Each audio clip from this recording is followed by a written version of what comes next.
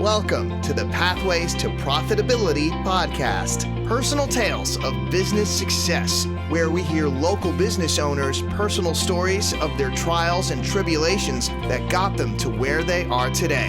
Here's your host, Cheryl Mucha, CEO of CFO Your Way. Hello, everybody, and thank you so much for tuning in. I'm so glad you're here. And again, so excited for my guest today. So Steve Ferman, I've known for a very long time. He's a serial entrepreneur and current owner of 4-Pillar Coach. Steve, thank you so much for being here with us today. Hey, Cheryl. Good morning. Thanks for having me. So tell us a little bit about yourself and your current business, and then later on we'll get into your prior entrepreneur journey. Well, personally, I have been married for 31 years to my lovely bride. I have 3 children, all out of the house, which is good. I play a lot of golf, and I really enjoy learning. It's probably the best information about me. I just love to help people and I love to learn. And you play in a band. We have to tell our audience that, the free spirit fun half of Steve. So I've been known to be lead singer of a band or two here and there and do some rock and roll, and I really enjoy singing. I do. Absolutely. And I'm learning how to play guitar. Oh, wow. Yeah. I figured, why not add a little something to my forte? Well, we have to all have these side things that we love to do. It keeps us going every day. And we'll talk about that a little bit later, but tell us a little bit about 4-Pillar Coach. I know that this is your new baby. So just give our audience a little bit about what that's all about. You know, it's a blessing and a curse being a serial entrepreneur. But I'm a serial entrepreneur. So yeah, this is actually my 7th company over 40 years. And 4-Pillar Coach is a coaching methodology from Vern Harnish, or the scaling up, which is the 4 pillars that all business owners really need to think about, be considerate about, and for the most part get right, which is people, execution, strategy, and cash. And if you don't have those 4 areas in alignment, if you don't have everybody on the same page, heading the same direction towards the same goals, it's really hard to scale up and grow your business. So I got into scaling up, or I decided to do scaling up, and I looked at a bunch of other coaching programs out of a life experience of, wanting to be able to give back to and help people. And I found myself, I'm an entrepreneurs organization, which is about 15,000 entrepreneurs across the world in 61 countries. And we coach young entrepreneurs and help them become what we call full entrepreneurs, doing over $1 million in sales and gross sales. And I figured that being a coach was the next evolution in my world of serial entrepreneurship. I love giving back. I'm doing it anyway. Why not get certified and have some methodology behind it and get paid for it? Great. So just define for us, who an ideal client, what industry, what business size, what's that parameter look like? So I really deal in 2 different sets. I deal with one-on-one CEOs and mastermind groups. So we get together 5 to 7 CEOs or leaders of an organization.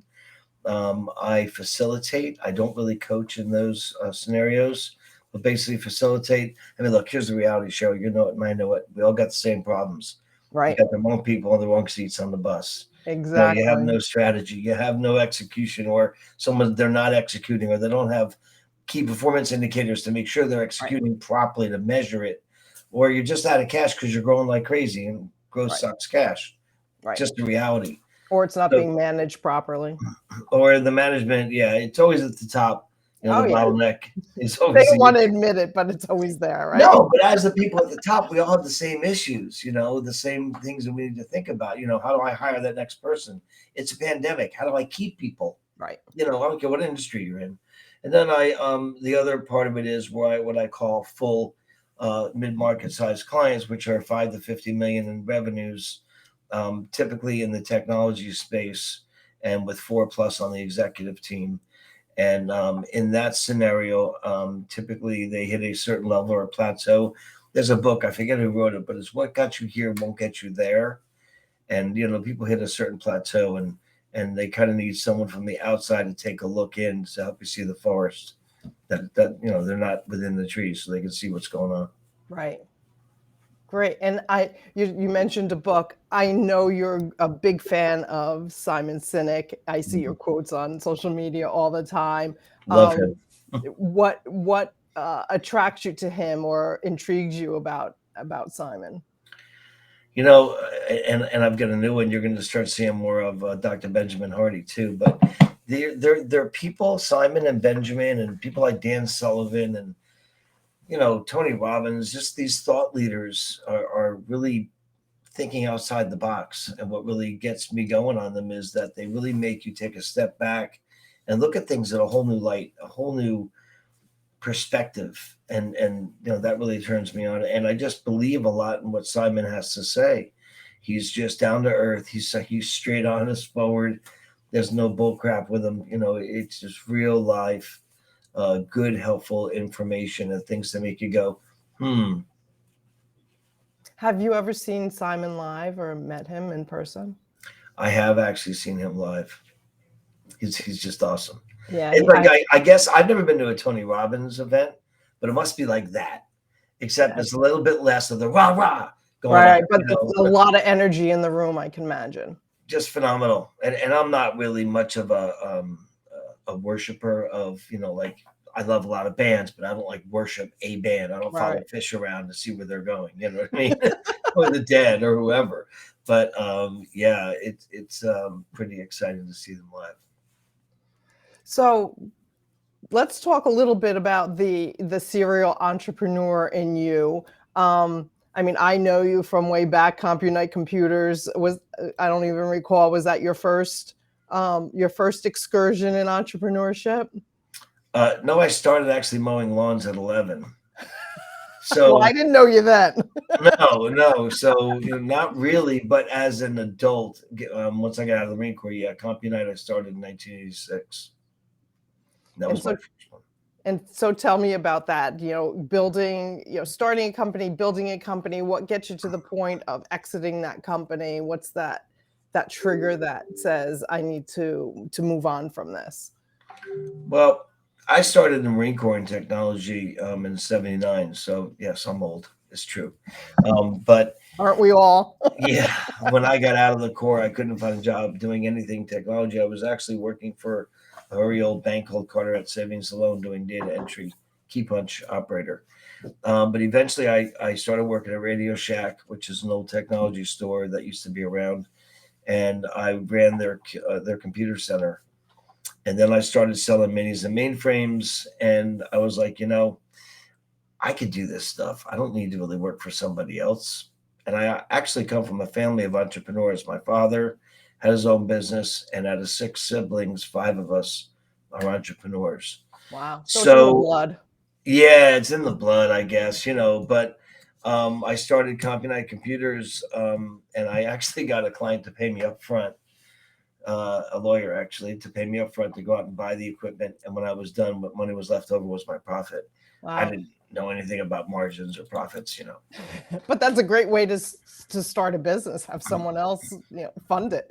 Yeah, absolutely. And that was my plan. I didn't have the money to buy the equipment, so I was a young kid. And CompuNight grew to a certain point, and what was the trigger that kind of there was let's move on? So many things in between that to my journey to here. So CompuNight was basically your IT break fix type company back then. There wasn't managed IT or managed services like there is now, or there has been. And in 1998, I built an internet cafe that went up in 99 and it went down in .bomb, or .2000 rather. I started doing some visionary things like online data backup for my clients. And I realized that there was other resellers out there that would like to protect their clients' data. But you got to kind of think about this. Back then in 2003, it was $40 a gig. I spent $100,000 for my first 1 terabyte license to have the license to be able to back up people's data to a data center, or what we call the cloud now. Right. And now you can get backup for 15 cents a terabyte, or Right. whatever the price is. It's ridiculous. But I saw a niche for a reseller channel, and I started CompuVault, which was my online data backup business. CompuNight, CompuVault. It just made sense. It was easy. Right. Not a lot of thought process there. But I had resellers reselling it. I was selling it and protecting my clients' data. And then I started thinking about what's the next evolution? What if you never had to back up or restore, rather? Right. What if you never had to recover? What if you were just always live in multiple places, not in your brick and mortar building? And I started thinking about what we do now, the cloud, in like 2008, 2009. And I actually found a company out of the UK called ThinkGrid that had written some control panel software, which enabled us to spin up servers and remote desktops in a virtual environment in a data center and connect in using a workstation software, a very primitive version of what we use now, or things like Citrix or Microsoft's remote desktop product. But it was still functional, and it still gave people the benefit of having complete disaster recovery, business continuity at a small company size level. You don't have to be a big enterprise in order to afford it. Right. And it's so important to have that. Oh, absolutely. I mean, especially, looking at things, if you go back to like the flood of 1996, Right. Floyd, or you look at, Sandy. Yeah. Hurricane Irene, or, Sandy.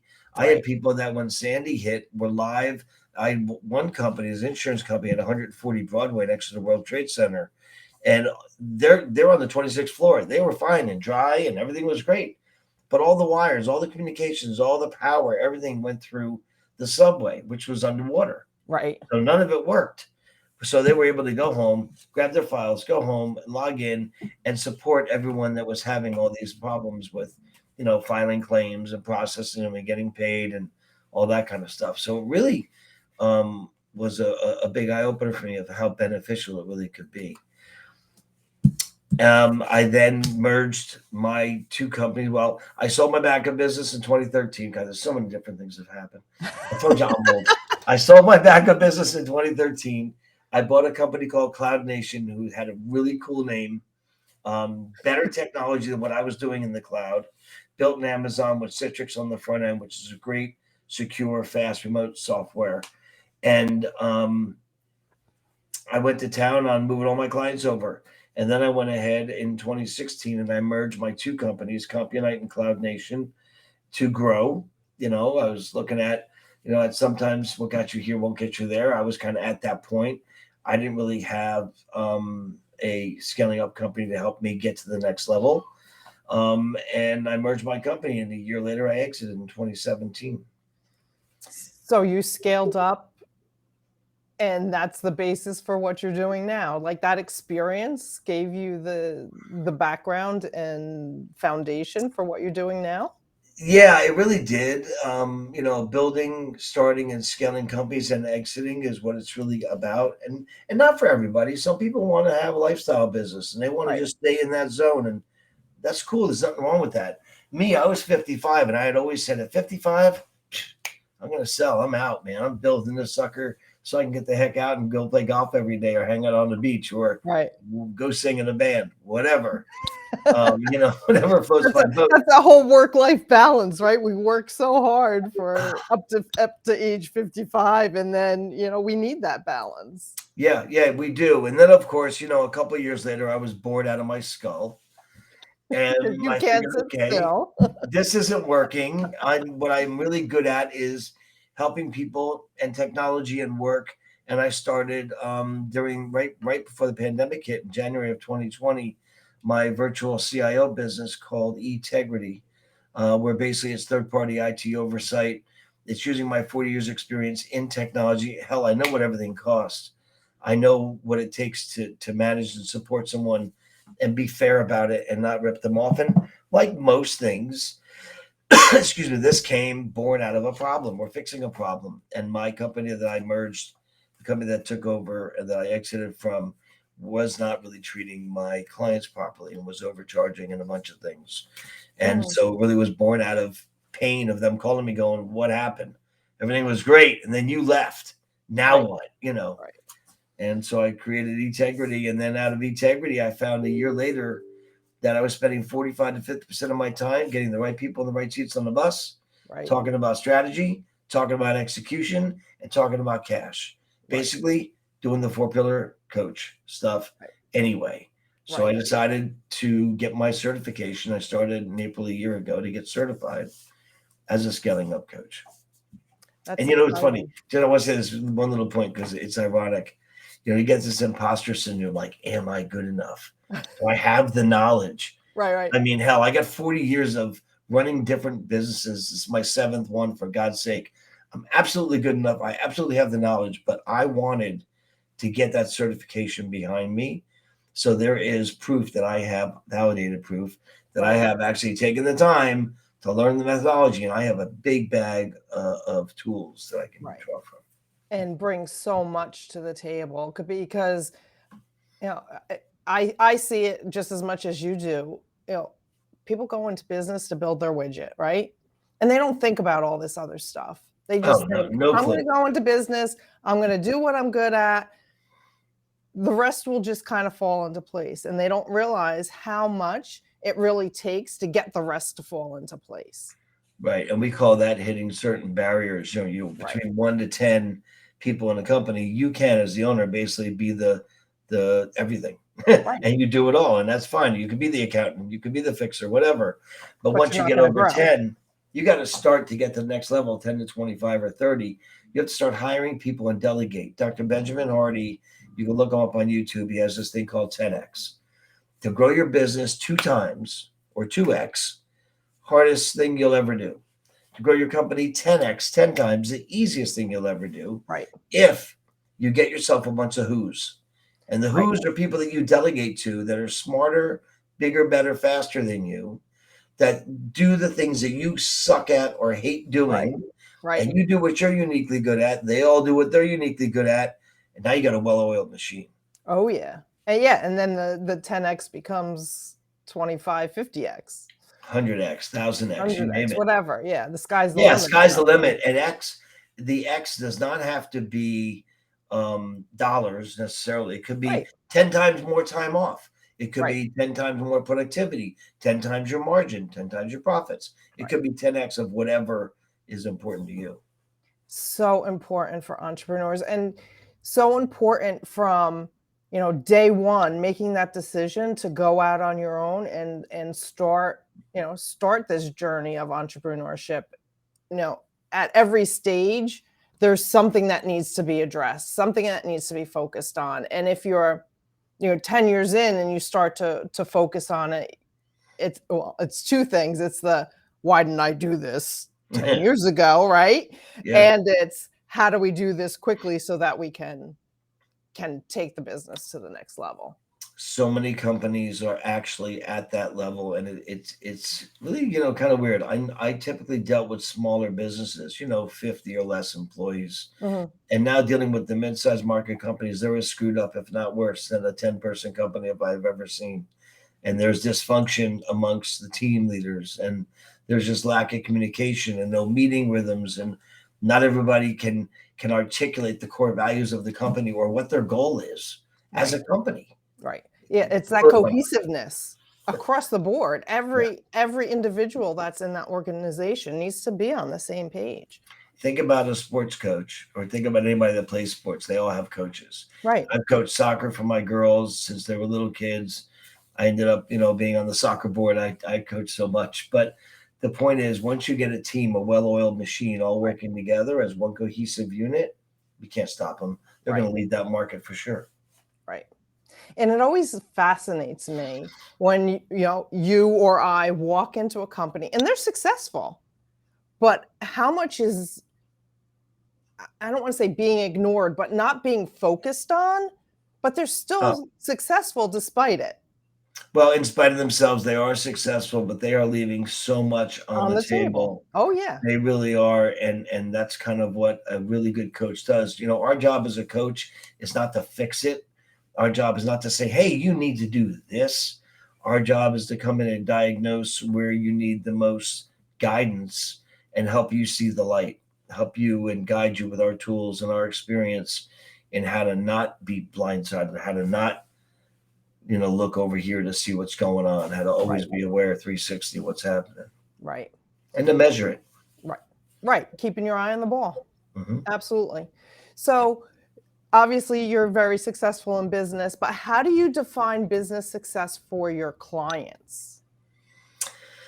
That's a tough one because everyone has a different measure of that. Successful people might think, well, I could buy a yacht, or, they might say, well, I've achieved it to where, I could take off 3 weeks. To me, the super or an uber successful person is one of two things. They believe in the CASH methodology by Dan Sullivan, KASH, not CASH, which is the knowledge, attitude, skills, and habits. You can always, if you have those, you can always create as much cash as you want, CASH. Mm-hmm. And also, I think you've really achieved it when you can have what I call the self-running office. And basically, it runs 100% without you. You don't have to be there. You don't have to check in. It doesn't mean you don't. It doesn't mean you won't. But you could actually go away for 30 days. I was talking to somebody yesterday or the day before, and they were telling me how they actually went to Venezuela on a boat. And they didn't tell anyone where they were going. And they called in once out of the month while they were gone. Nobody died. Actually, the company ran well. Nobody fell apart. And that guy's on the road to what I call building a successful business that runs itself. That's surely a testament, not only to the business owner, but to the team, and taking the time to have, like you say, have the right butts in the right seats, Yeah. and trusting and being to the point to be able to kind of let it go and not test it, but know that it can, keep going without me. Right. And it's an ongoing thing of not even managing. It's more coaching. So if you're in charge of, let's say, the sales department, you're really a coach yourself. You need to coach your team members so that you're all on the same page and you're all working towards the same goal. Right. And then you put all the different department heads together, and now you've got that well-oiled machine you're trying to build. And when we get there, it's a beautiful thing. It really is. And I'll be the first one to say it doesn't happen quick. Oh, no. It's 12 to 36 months, especially for a mid-market company to really turn. Look at a huge ship. It doesn't just go wee and turn. Yeah. It takes time, and then it eventually. And sometimes it gets stuck in the canal, right? Sometimes it hits that wall, but it's breaking through that ceiling of complexity, or that wall, or that bridge, and moving on. Perfect. Well, Steve, thank you so much for being here with me today. Why don't you I love you. tell our audience how they can get in touch with you in case they're not watching the video. They can see it on audio. 867-530-99. Oh, sorry. No, just kidding. You have that number memorized. Danny. You must sing it way too often. I got it. No. How you can actually reach me is to go to www.4pillarcoach.com. You can find me at LinkedIn. Just search Steve space Ferman. You can call me at 973-435-0700, or you can email Steve at 4pillarcoach.com, like you see on your screen. Perfect. Thank you so much, Steve. It was great having you. I'm really, really glad that we were able to share your story with our audience. You're the best. Love you, kid. Thanks. I'll talk to you soon. Well, thank you to our audience. I hope you enjoyed this episode of Pathways to Profitability podcast. Be sure to go to pathwaystoprofitability.com and see all of our episodes, and including this wonderful episode with Steve. Have a wonderful day. That's it for today's episode of Pathways to Profitability. Remember to ask yourself, where can I pay my success forward today?